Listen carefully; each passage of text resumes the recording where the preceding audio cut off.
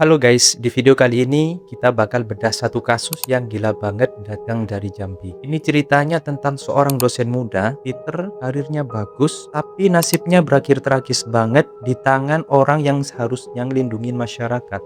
Yap, pelakunya ini oknum polisi dan yang bikin geleng-geleng kepala, si pelaku ini sempat bikin skenario licik buat nutupin kejahatannya. Dia nyusun rencana seolah-olah ini kasus perampokan, bahkan sampai ngilangin jejak dengan cara yang niat banget. Tapi ya, sepandai-pandainya tupai melompat akhirnya jatuh juga. Kejahatan dia kebongkar. Nah, karena setiap kejadian pasti ada pemicunya, kita harus bahas kasus ini sedetail mungkin. Tujuannya cuma satu, biar kita bisa ambil pelajaran berharga, jangan sampai kejadian kayak ini keulang lagi atau nimpa orang-orang di sekitar kita. Oke, sebelum kita masuk ke inti ceritanya yang lumayan berat dan emosional, siapin dulu posisi duduk atau rebahan paling PW. Anggap aja aku lagi cerita langsung di depan kalian. Jadi kalau udah siap, udah nyaman, oke, yuk kita mulai bedah kronologinya dari awal.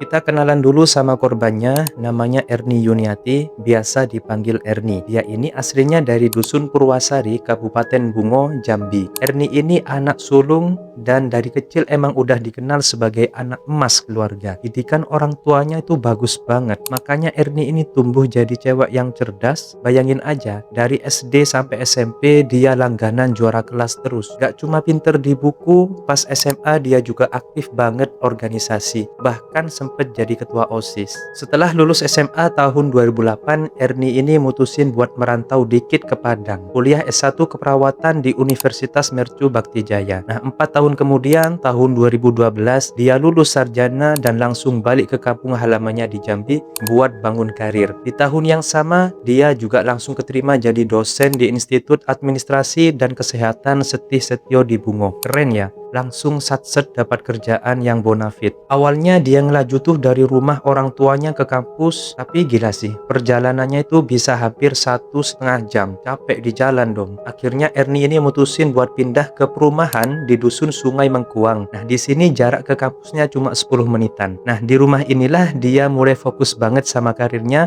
dan karena dia ngerasa ilmu S1 aja belum cukup, setelah 2 tahun ngajar, dia lanjut ke S2 lagi. Tepatnya tahun 2014 dia terbang ke Bandung buat ambil magister keperawatan di Unjani, yaitu Universitas Jenderal Ahmad Yani. Setelah selesai tahun 2016, dia balik lagi ke Jambi dengan gelar baru. Karirnya makin nanjak dong. Dia langsung diangkat jadi sekretaris prodi D3. Nah, di kampus Erni ini idola banget. Mahasiswa suka sama dia karena cara ngajarnya itu asik, cara ngajarnya tuh fresh dan gampang dimengerti. Di mata teman dosen pun dia dikenal ramah tapi tetap profesional banget. Gak cuma ngajar, Erni ini rajin banget nulis jurnal ilmiah.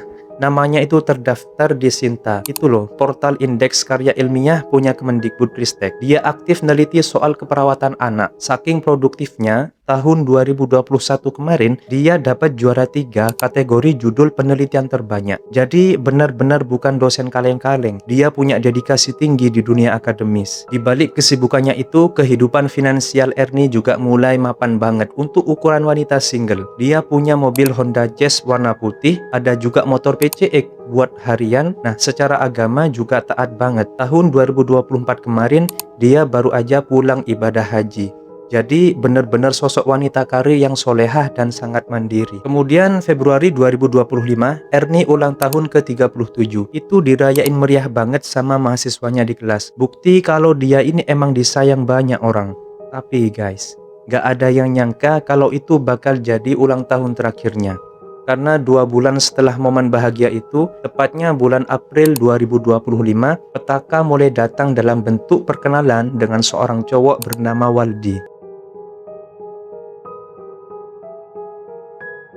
Lalu siapa Waldi ini? Dia adalah Bribda Waldi, polisi muda yang tugas di Polres Tebo. Waldi ini kelahiran 2003, jadi secara usia jauh lebih muda dari Erni. Dia baru aja lulus SMA tahun 2020, kemudian langsung tes polisi dan dia lulus. Tahun 2021 udah jadi Bribda. Awalnya itu dinas di Humas, kemudian 2025 pindah ke Propam. Kalau di lingkungan kontrakannya sih, Waldi ini dikenal sopan dan juga suka negur tetangga. Tapi don't judge a book by its cover. September. Mereka kenalan lewat Instagram, terus lanjut ke WA. Awalnya sih baik-baik aja. Mereka deket tapi tanpa status pacaran yang resmi. Tapi lama-lama sifat asli Waldi mulai keluar. Erni ini sering curhat ke adiknya kalau dia itu mulai risih. Kenapa? Karena Waldi ini nggak jelas komitmennya, masih suka chat sama cewek yang lain, dan yang paling parah, hobi banget minjem duit. Erni ini curiga kalau Waldi ini terjerat judi online. Nah, Erni ini sebenarnya udah mau ngejauh, dia ngerasa cuma dimanfaatin duitnya doang, tapi si Waldi ini malah makin ngebet, maksa pengen jadiin Erni pacaran resmi. Erni nolak dong. Dia udah tahu red flagnya Waldi. Lagian Erni lagi fokus banget ngejar karir. Apalagi September 2025, dia baru aja diangkat jadi ketua prodi S1 keperawatan. Jabatan tinggi loh itu. Hasil kerja keras selama 14 tahun. Sayangnya, Waldi ini tipe cowok yang gak terima ditolak dan terus ngejar-ngejar. Bahkan sering datang ke rumah cuma buat minjem duit. Sampai akhirnya terjadilah hari yang naas itu.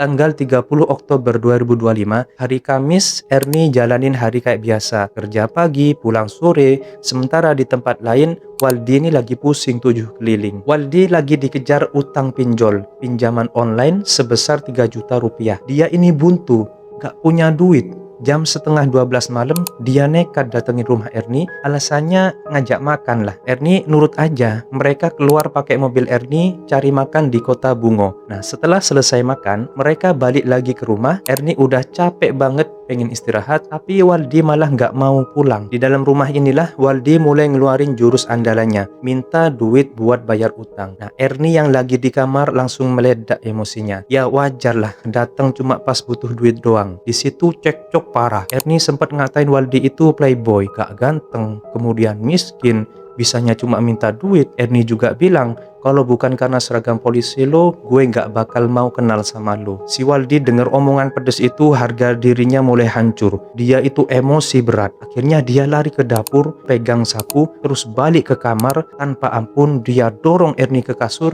Dan sorry to say, dia cekik Erni pakai gagang sapu itu sampai Erni lemes dan gak sadarkan diri. Dan yang bikin lebih gila lagi, setelah Erni gak berdaya, Waldi malah sumpah, ini jahat banget. Habis ngelakuin itu, baru deh Waldi ini sadar dan panik. Dia cek nadi Erni, ternyata udah nggak bernafas. Di situ dia langsung ketakutan setengah mati. Dia tahu karir polisinya bakal tamat kalau ini ketahuan. Di tengah kepanikan itu, otak kriminalnya jalan. Dia nutupin badan Erni pakai selimut, terus dia mulai bersih-bersih TKP, ngepel lantai, ngelap sidik jari, semuanya dibersihin. Nah, karena udah subuh, dia ini kabur dulu lewat pintu belakang untuk balik ke kontrakannya. Buat apa? Buat ngambil wig alias rambut palsu. Tujuannya itu biar kalau terekam CCTV atau dilihat warga, orang bakal nyangka pelakunya cowok gondrong, bukan dia yang rambutnya cepat. Balik lagi ke rumah Erni pakai wig pas masih gelap. Dia mulai nyusun skenario perampokan. Dia acak-acak rumah Erni biar kelihatan kayak habis dirampok. Dia ambil uang tunai 4 juta, ambil iPhone Erni, perhiasan emas, sama surat-surat kendaraan. Dia ini kemudian bawa kabur motor PCX punya Erni. Kemudian dia parkir di RSUD Hanafi biar jauh. Terus dia balik lagi, ambil mobil Honda Jazz Erni. Mobilnya dia umpetin di lahan kosong deket kontrakannya sendiri di Tebo. Nah, habis nyembunyiin mobil, dia jalan kaki santai balik ke kontrakan. Kemudian mandi, kemudian ganti baju, terus baju yang dipakai pas kejadian dia buang ke sungai. Dan tahu nggak, uang 4 juta hasil nyuri tadi langsung dia pakai buat lunasin utang pinjolnya sebesar 3 juta. Habis itu dia jalanin hari Jumat itu kayak nggak terjadi apa-apa. Psiko banget kan. Nah, hari Jumat itu Erni nggak ngampus. Temen dosennya yang bernama Dewi ngechat nanyain kabar. Nah, HP Erni kan dipegang si Waldi. Waldi bales chat itu, pura-pura jadi Erni, bilang lagi sakit. Tapi Dewi ini ngerasa aneh. Biasanya Erni ini manggil dia kak, tapi di chat tulisannya kakak. Formal banget dan kaku gitu. Dewi ini curiga, tapi ya masih positif thinking. Mungkin Erni ini memang lagi sakit parah. Nah, besoknya yang udah tanggal Sabtu 1 November, Ernie masih hilang kabar. Teman-teman mau jenguk tapi HP-nya udah mati total. Mereka nelpon adiknya Ernie dan adiknya juga kaget. Loh, kakak nggak pulang ke rumah orang tua kok? Paniklah sekeluarga. Adiknya nelpon tetangga Ernie buat ngecek rumah, katanya sepi. Mobil nggak ada, motor juga nggak ada. Dikira Ernie ini lagi pergi. Nah, sedangkan adiknya itu tahu kalau kakaknya ini lagi deket sama Waldi. Jadi dia chat si Waldi ini. Waldi ini bohong, bilangnya udah putus komunikasi udah lama. Tapi adik Ernie pinter, dia lacak iPhone kakaknya pakai fitur Find My. Lokasinya kebacut ada di Babeko, jauh banget dari rumah. Pas ditanya lagi, Waldi itu pura-pura bego. Akhirnya keluarga minta teman dosen buat dobrak aja rumah Ernie. Nah, setelah itu jam 1 siang, teman-teman dan warga itu dobrak rumah Ernie. Nah, pas masuk kamar, mereka nemuin Ernie udah kaku di tempat tidur tertutup selimut. Akhirnya gegerlah satu kampung. Semua ngira ini perampokan sadis karena barang-barangnya itu ludes. Adiknya ngabarin Waldi kalau Ernie meninggal dirampok. Waldi, dia acting kaget. Serius kak, innalillahi, turut berduka ya. Nah, akhirnya polisi itu datang untuk olah TKP. Kemudian jenazah diotopsi, hasilnya jelas. Ernie ini meninggal karena kehabisan nafas dan ada tanda kekerasan. Polisi langsung curiga, ini bukan perampokan biasa, lakunya pasti orang dekat. Saksi tetangga bilang mereka malam itu melihat cowok rambut gondrong keluar masuk, tapi polisi lebih percaya data digital. Akhirnya polisi ini mengecek sinyal HP Ernie dan HP Waldi. Boom! Di malam kejadian, sinyal mereka ada di titik yang sama dan bergerak barengan ke arah Tebo. Polisi Bungo langsung koordinasi sama Polres Tebo buat nyiduk Waldi. Pas ditangkap, Waldi masih ngelak, gak tahu apa-apa. Malam itu aku sama pacar baru aku. Tapi polisi gak sebodoh itu. Mereka geledah kontrakan Waldi dan nemuin bukti pamungkas.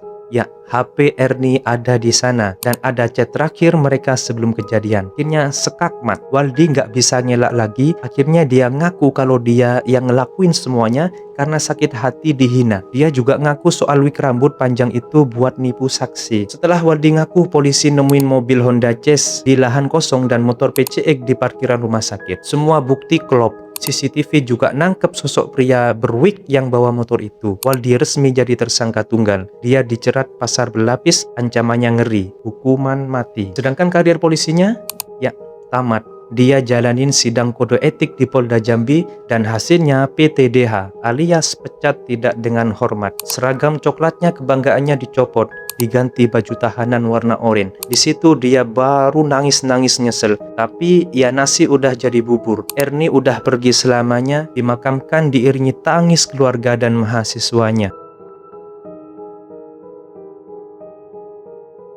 Oke guys, kasus ini jadi pelajaran yang mahal banget. Buat cowok-cowok, tolonglah kontrol emosi kalian.